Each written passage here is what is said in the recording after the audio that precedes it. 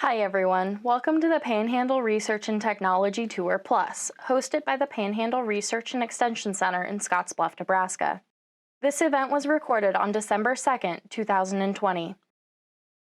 Our first speaker is Dr. Johan Pretorius, a former student of Dr. Jeff Bradshaw, and is a lecturer at the Central University of Technology in the Free State of South Africa. He will be giving our keynote speech on South African agriculture, research, and technologies. Good morning, everyone. My name is Johan Pretorius. I am a lecturer in the Department of Agriculture at the Central University of Technology, Free State in South Africa. And it gives me great pleasure to deliver this presentation today entitled South African Agriculture, Research and Technologies as part of the Panhandle Agricultural Research and Technology Tour. Before I get into my presentation, I just want to give you a brief introduction to South Africa. Now, the country is approximately 471,000 square miles in size, making it the 24th largest country on Earth.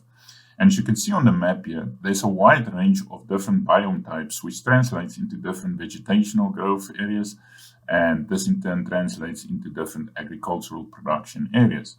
And this diversity is the result of the topography of South Africa. It becomes more mountainous as you move from the west towards the east, and also the ocean surrounding the country. So you have the cold Atlantic Ocean on the west coast and the warm Indian Ocean on the east and southeast coast. Now, another thing to notice about South Africa is that it becomes increasingly wetter as you move from the west towards the east. But a large part, especially the central and the western parts, central interior and the western parts of South Africa, is occupied by arid and semi-arid deserts, which do not lend themselves towards crop production, and this is where most of the livestock production is concentrated. The last thing to note is that about 30% of the surface area of South Africa, located in the southwestern corner, has a Mediterranean climate, receiving most of their rainfall during the winter, while there's an indeterminate zone of rainfall just further east of this, but the largest portion of South Africa receives their rainfall during the summer months. This map gives you a visual indication of the predominant agricultural activities taking place across South Africa. And as you can see in the wetter east, there's a lot more variation and diversity in terms of the types of agricultural commodities being produced. We can see, for instance, large tracts of sugarcane, large areas under forestry, and also some fruit production. And if we look at the southwestern corner, the area experiencing the Mediterranean climate, there's a lot of stone fruit production, also some citrus, and a huge vineyard and wine industry. And then for the central and western interior parts of the country, where it's very dry, most of the livestock production is concentrated on sheep production.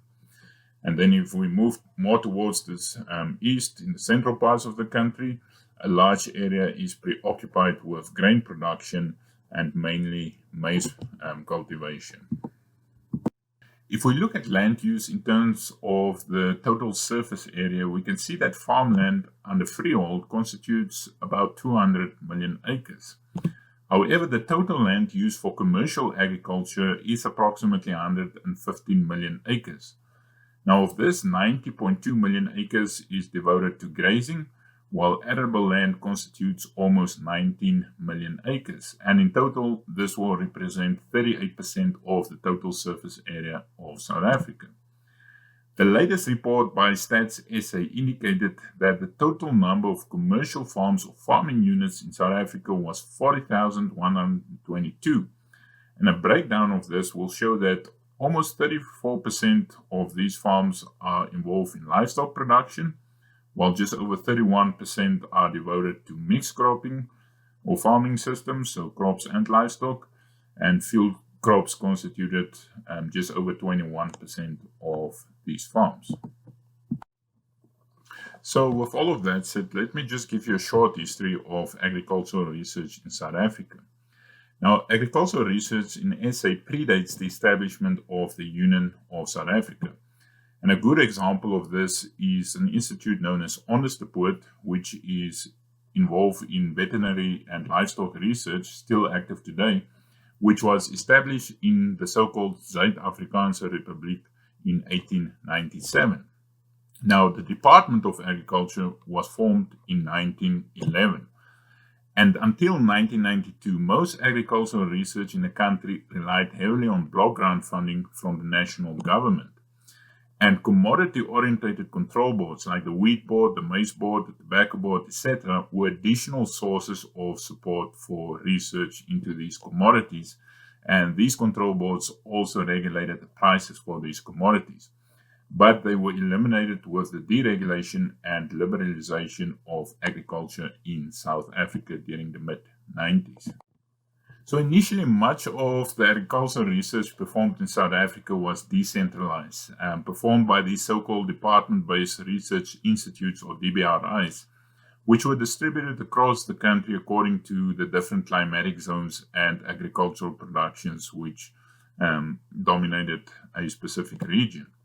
But in the late 1980s, the state science system was reorganized into several science councils, and an outflow of this was the Agricultural Research Council, or the ARC, which was the last of the 9 councils to be developed during 1990. Following its establishment, the ARC was for many years the primary agricultural research institute in South Africa, with divisions spread throughout the country and focusing on different aspects of agricultural research. For instance, in Gauteng, we have the Vegetable and Ornamental Plants Institute, the Armoedsvlakte ARC in the Northwest focusing on livestock improvement, the ARC in arid also focusing on livestock research, the ARC Soil, Climate and Water Institute in Gauteng, the ARC Industrial Crops Institute in the Northwest, the ARC Animal Production Division also in Gauteng, the ARC PHREC Research Farm in the Western Cape focusing on stone fruit production and vineyard production, the ARC Small Grains Institute in Bethlehem in the Eastern Free State focusing especially on wheat production, and the ARC Grain Crops Institute in Potchefstroom in the Northwest, which focuses on grain crop production. Unfortunately, the government has started implementing funding cuts for agricultural research by the ARC, which they ascribe mainly to the lack of performance by its scientists, key personnel, demographics, etc. And this limited the ARC's ability to honor its informal co-funding agreement with agricultural industries, where funding was to be matched on a 30% industry and 70% government basis. And the result of this is that university performed, and especially private sector agricultural research, has increased significantly over the past years. To demonstrate the importance of these private research companies and institutes, just have a look at this table, which lists the number of new varieties for different crops that have been released by private research institutes as opposed to public institutes. And you can see by the total number that the private research companies are clearly leading when it comes to the development and releasing of new technologies and hybrids. So what we see in South Africa is that a majority of private agricultural firms form partnerships with foreign multinational companies operating as subsidiaries of these companies. Now, most of our so-called new technologies actually imported or adapted innovations which are distributed under license from international firms or parent companies. So innovations in plant varieties, machinery, pesticides, fertilizers, and poultry imported by private agricultural businesses is an important source of new technology. So consequently, most agricultural research by the private sector is largely adaptive or done for testing purposes, mainly to comply with regulatory authorities. And several foreign multinational corporations use South Africa as their base for operations elsewhere in Africa, which increases technology transfer and increases agricultural productivity throughout Africa. And one example of this is the increased sugar production in South Africa due to research by private institutions. When it comes to new technologies and innovations in agriculture in South Africa, most of the innovations are from the seed and pesticide firms. And this is followed by other firms such as the livestock industry, plantations, and machinery. And for livestock and plantations, imported technologies play a slightly more important role than local sources. But for machinery, along with fertilizers and food processing, local innovations and technologies play a larger role. In the next few slides, I just want to give you an indication of some of the private companies that conduct their own research within South Africa, starting out with the animal feed industry. So within South Africa, there's several animal feed companies that conduct their own research, mainly focusing on nutrition and the development of optimal feeds for a wide variety of livestock species. When it comes to private seed companies which conduct their own research in South Africa, many of the names will be familiar, such as Pannar, Bayer, and Syngenta, but there are also locally based companies such as Agrotech and StarkS, which are involved in researching and developing their own vegetable cultivars for the vegetable industry. In terms of the fertilization industry, the two big names are Omnia and Sasol, each conducting their own private research for the fertilizers which they develop.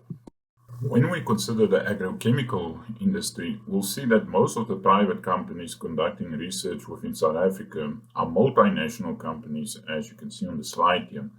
So basically, they're involved in introducing new technologies, conducting field trials, and making sure that these get registered for use by producers by the Department of Agriculture and Forestry. But I also have to mention that there are several startup and several established local agrochemical companies which are involved in mixing their own formulations, producing their own products, and testing these in the field. Let me also just quickly mention forestry research in South Africa. So this can be divided into three main subgroups, the first being growth and yield research. And in this field, mathematical quantification of tree and stand growth is the most common type of research being conducted. Then you also have nursery research, which focuses on ongoing development and improvement of existing vegetative propagation.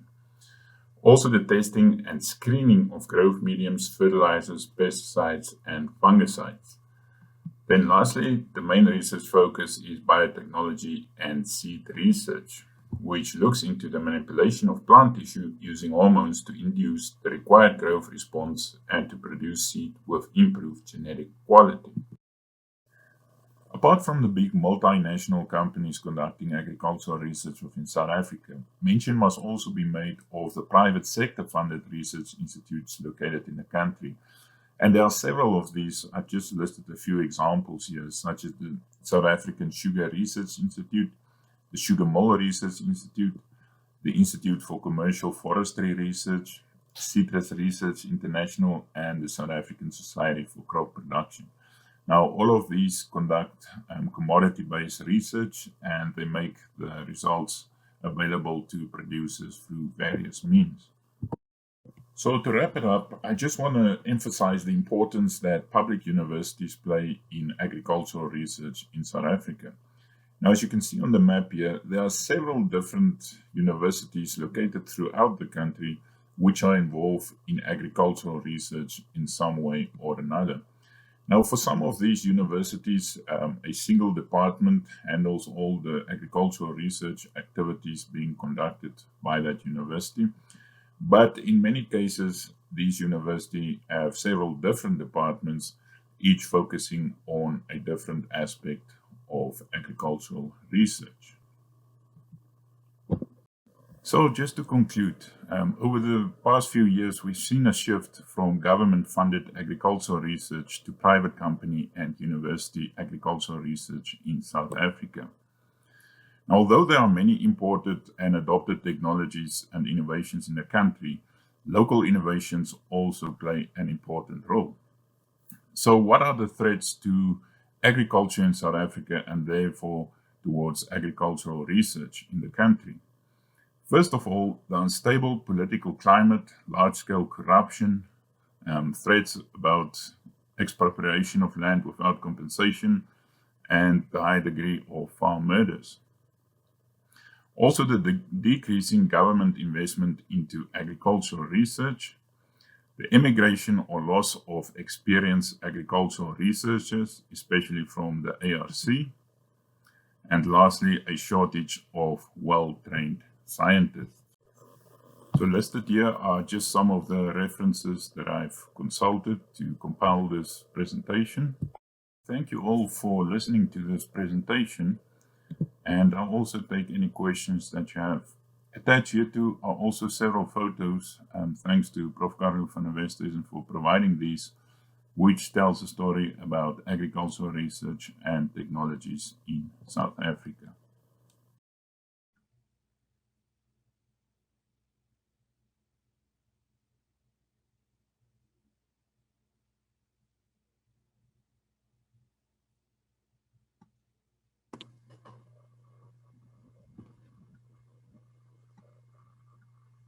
Okay, thanks. Welcome to our Q&A, and appreciate everyone coming today. Again, I didn't introduce myself very well early on. I'm Jeff Bradshaw. I'm the interim director at the Panhandle Research and Extension Center. I'm also an extension specialist and associate professor of entomology.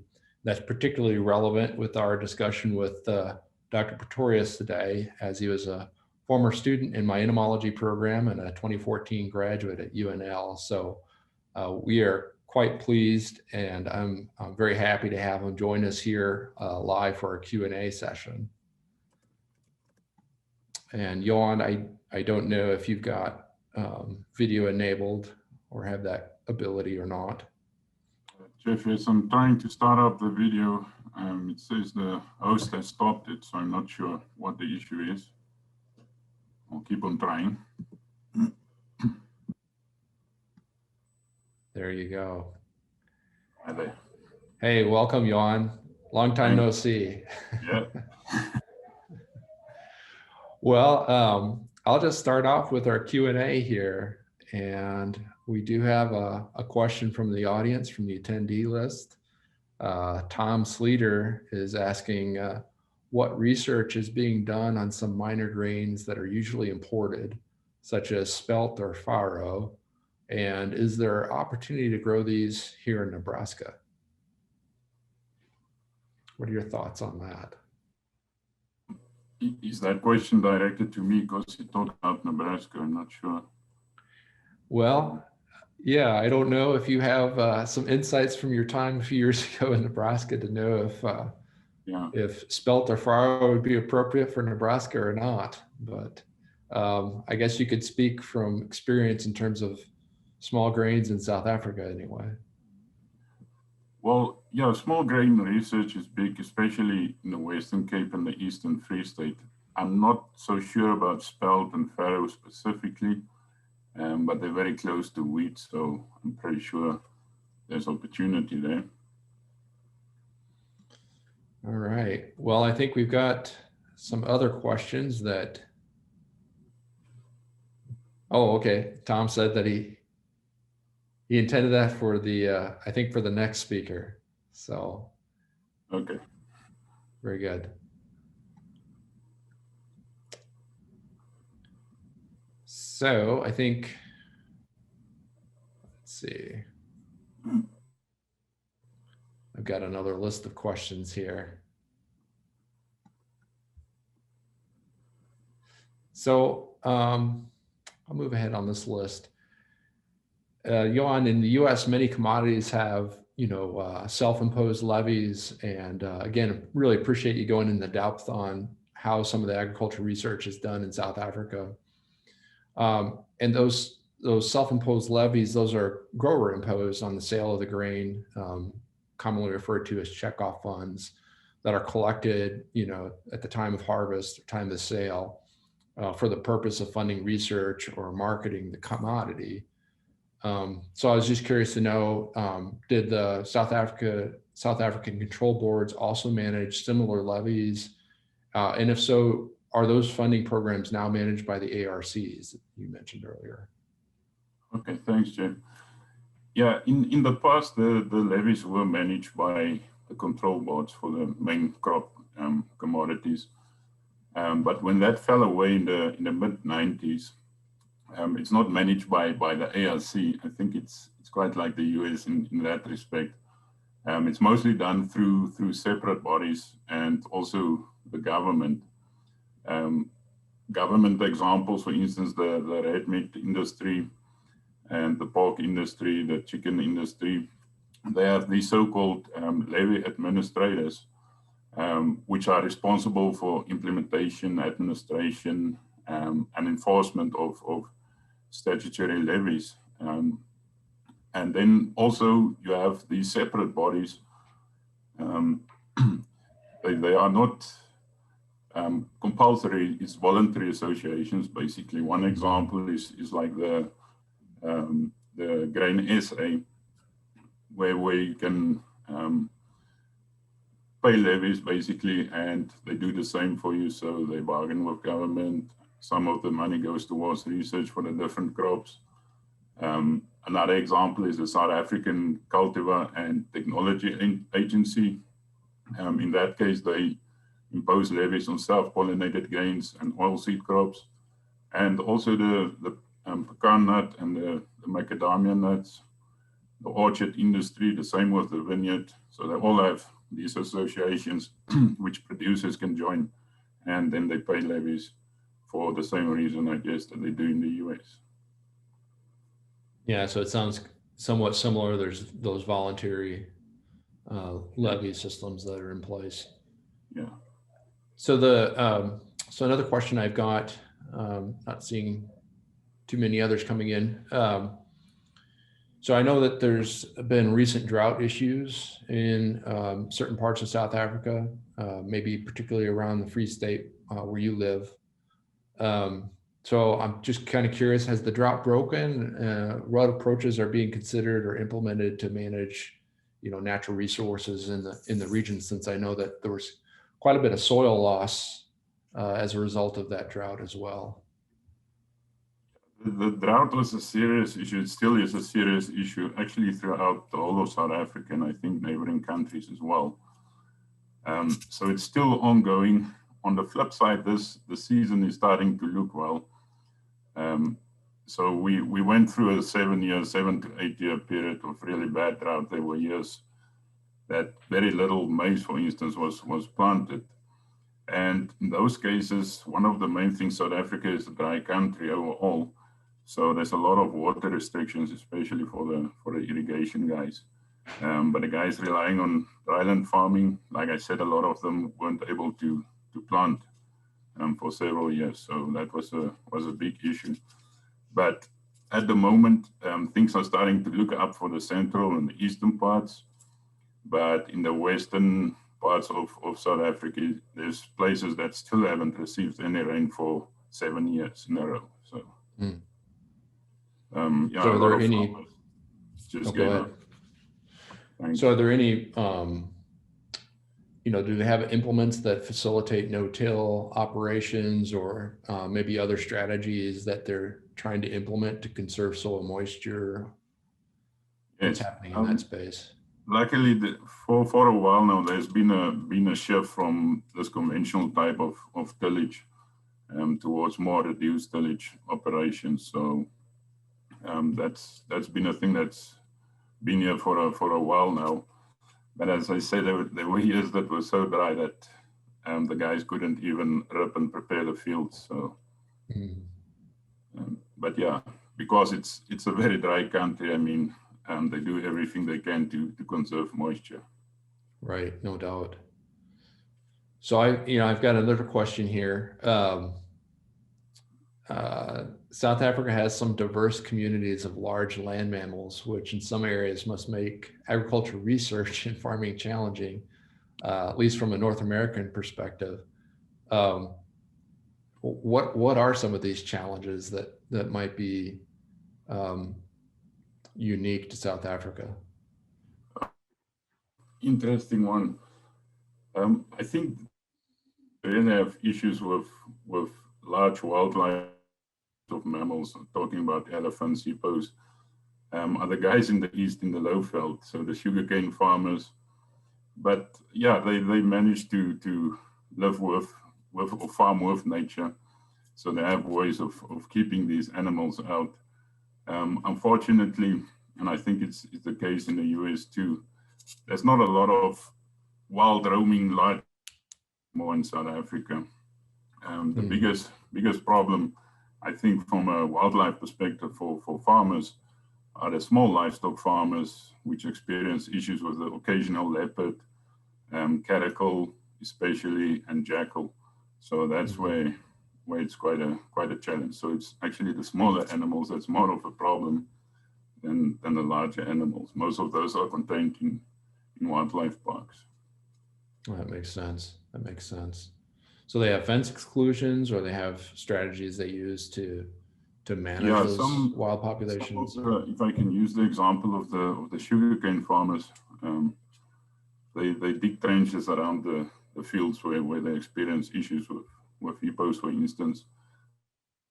For elephants, they're notoriously good escapers, so they regularly off the game parks.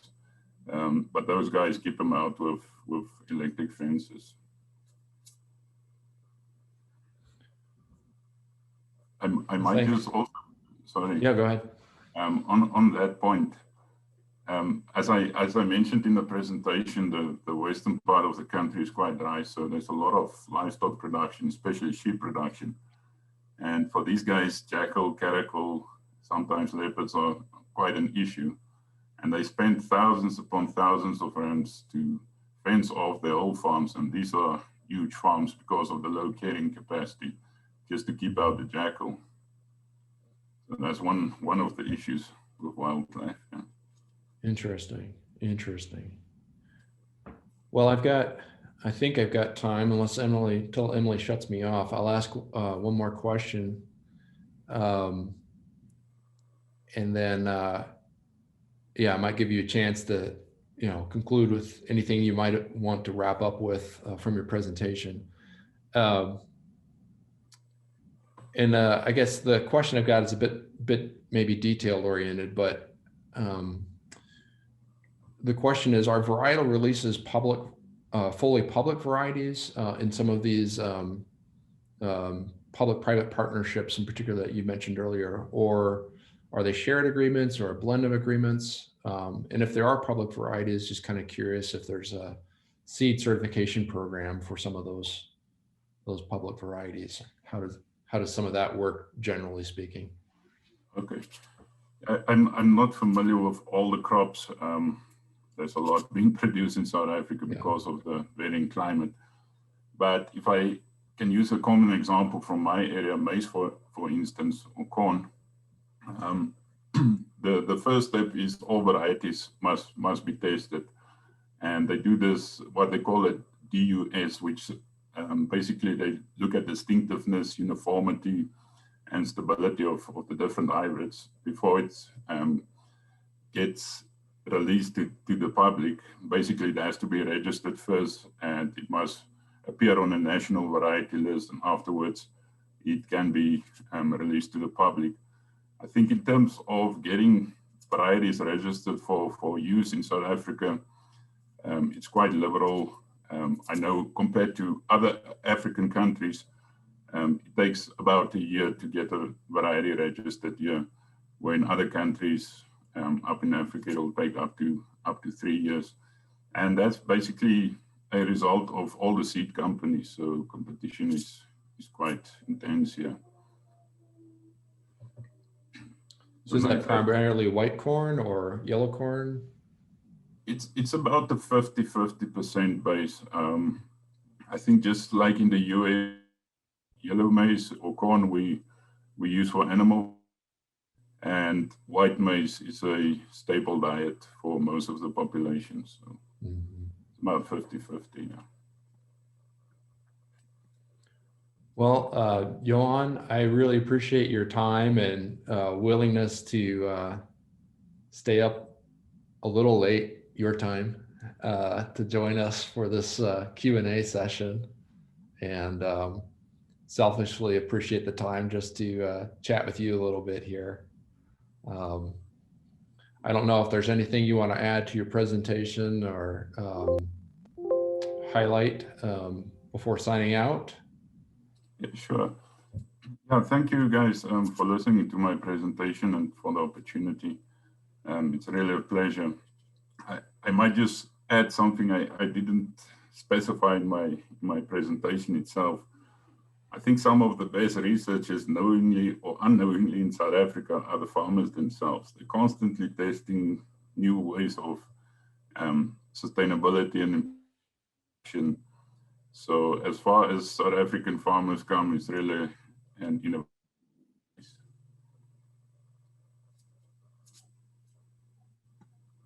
I Thank really, you. yeah, thank you, Johan, so much for the presentation and being willing to join us here today. Thanks. And yeah, take care down there. Stay well. And say hi to Henda for us. I'll tell her thanks. All right. Appreciate it. See ya.